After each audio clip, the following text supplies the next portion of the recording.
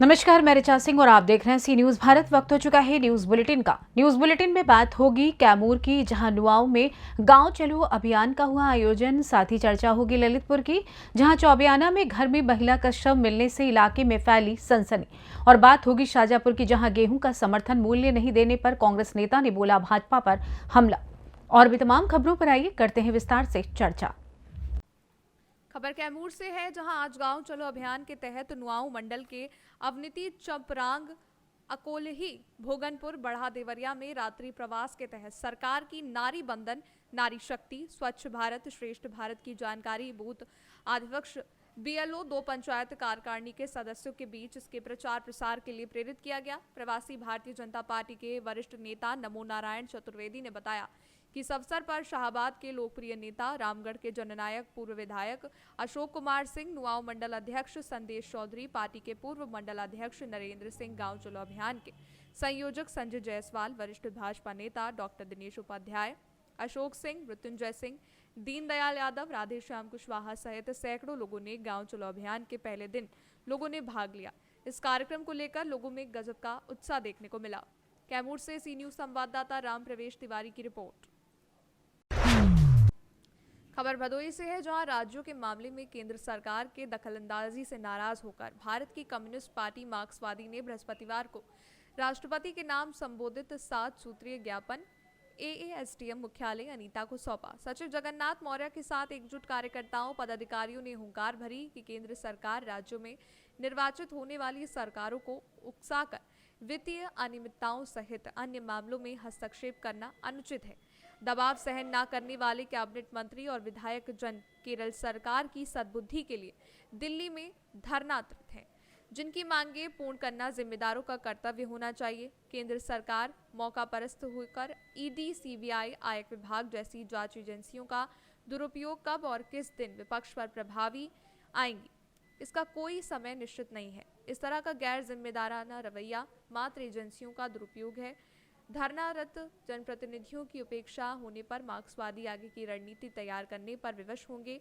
मांग रखी है कि राज्य कर संसाधनों में केंद्र सरकार कटौती न करे, मनमानी तरीके से राज्यों को केंद्र उधार देने की सीमा तय करी जाए, राज्य विषयक सूची में केंद्र का हस्तक्षेप न हो, राजनीतिक साजिश के तहत जांच एजेंसियों का दुरुपयोग रुके, इत्यादि समस्याओं को लेकर ज्ञापन सौंपा।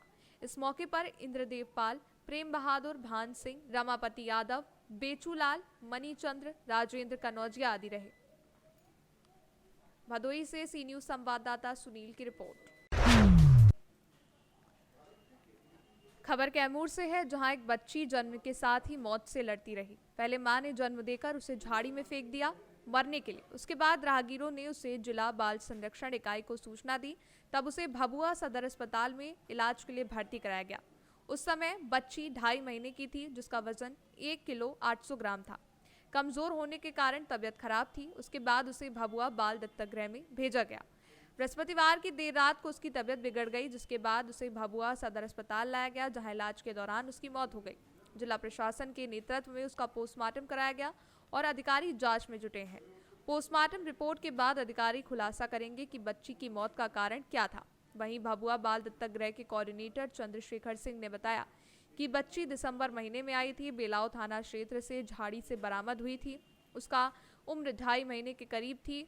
उस समय उसका वजन 1 किलो 800 ग्राम था। बच्ची को काफी कमजोरी के कारण अधिकतर समय इजाज में बीता, बीच में उसका स्वास्थ्य ठीक था, पर कल देर रात को अचानक तबीयत बिगड़ गई, जिसके बाद उसे भभुआ सदर अस्पताल लाया गया, जहां इलाज के दौरान उसकी मौत हो गई।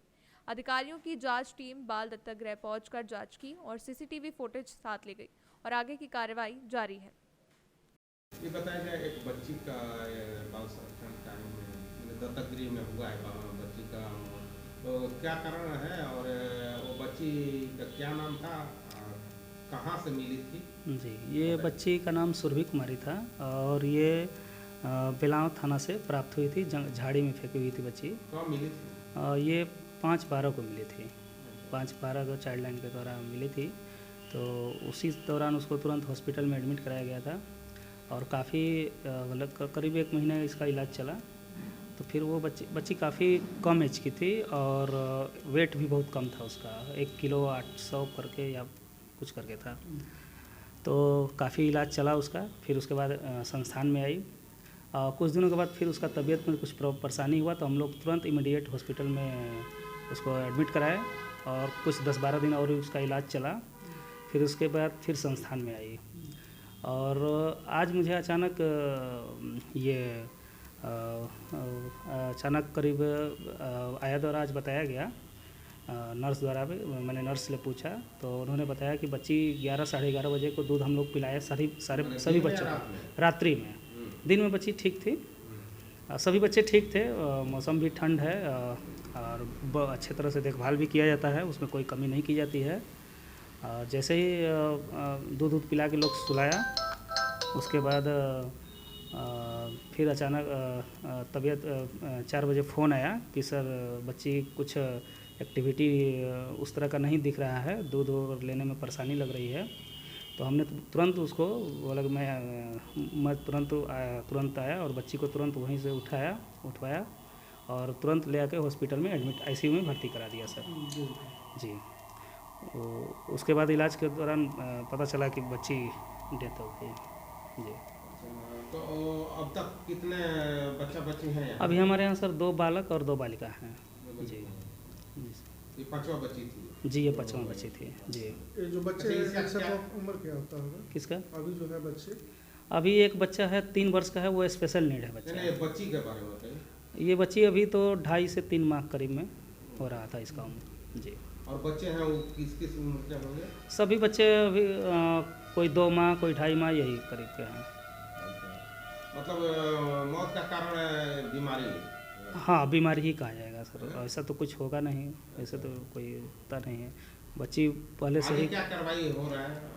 अब अभी जांच टीम यहाँ आई थी, जांच उच करके सीसीटीवी फुटेज वगैरह सब देख कर लोग गया है। उसके बाद अब जो प्रोसेस होगा देखा जाएगा। आपका नाम क्या है? मेरा नाम चंद्रशेखर सिंह है। क्या चीज़ है? मैं यहाँ का समन्वयक हूँ। कौन संस्था है? ये विशेष दत्तक संस्थान कैमूर है। कैमूर से सी न्यूज़ संवाददाता ओम प्रकाश तिवारी की रिपोर्ट।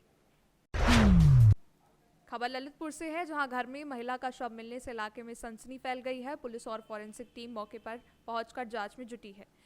पति पत्नी में आए दिन झगड़े होते थे, शराब पीने का आदी था मृतक महिला का पति। सूत्रों की माने तो कई बार पीट कर अधमरा कर चुका है मृतका का पति। वहीं ये अनुमान लगाया जा रहा है कि दोनों को रात में झगड़ा हुआ होगा और पीट कर पति ने ही पत्नी की हत्या कर दी होगी।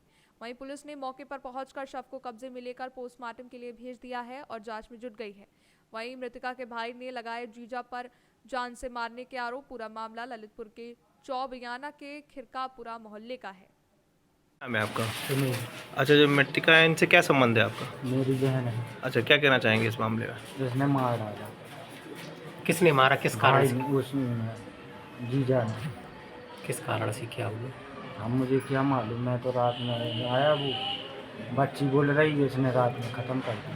तो क्या पहले भी झगड़ा होता था क्या? पहला 2 बार मारा, सुबह मेरे मतलब पहुँच गई थी से 1 महीना 1 दिन 1 डाल रही थी, 15 दिन 1 डाल। तो उन्होंने बताया किस बात को लेके झगड़ा ये हुआ? दारू पी कर मारा थे शराब को लेके। जी।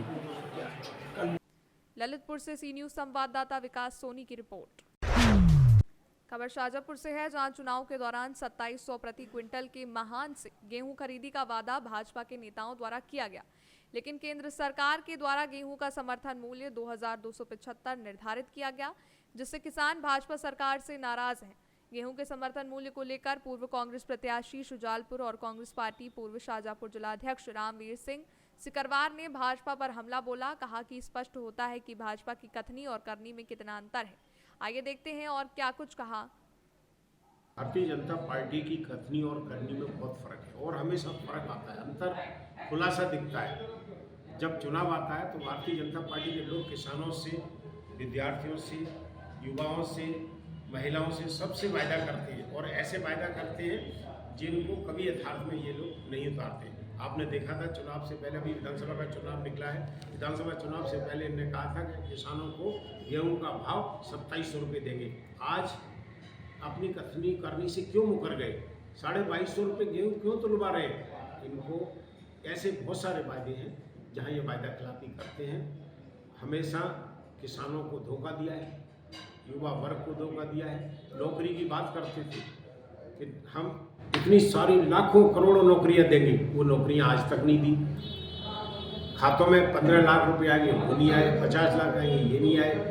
तो इस तरह की बातें करने का कोई औचित्य नहीं है इनका। इन अपने वोटर के साथ इस तरह का धोखा कभी नहीं करना चाहिए। सरकार अगर किसानों का साथ नहीं देती है और उनके वादे के अनुसार गेहूं की खरीद नहीं करती है तो कांग्रेस पार्टी के द्वारा आगे क्या कार्रवाई हम तो करेंगे, इनका चिट्ठा उजागर करेंगे। जो इन्होंने घोषणाएं की थी, जो इनने वचन पत्र घोषणा पत्र भेजा था, उन घोषणा पत्र को लेके हम इनसे बात करेंगे कि आपने कौन कौन से वायदे किए थे। आपके ही घोषणा पत्र में ये सब लिखा है और उसके आधार पर हम रोड पर उतरेंगे। धन्यवाद। शाहजहाँपुर से सी न्यूज़ संवाददाता रमेश राजपूत की रिपोर्ट। फिलहाल न्यूज बुलेटिन में बस इतना ही। देश दुनिया की तमाम खबरों की जानकारी के लिए आप देखते रहें सी न्यूज़ भारत। हर खबर आपके साथ, आपके हाथ।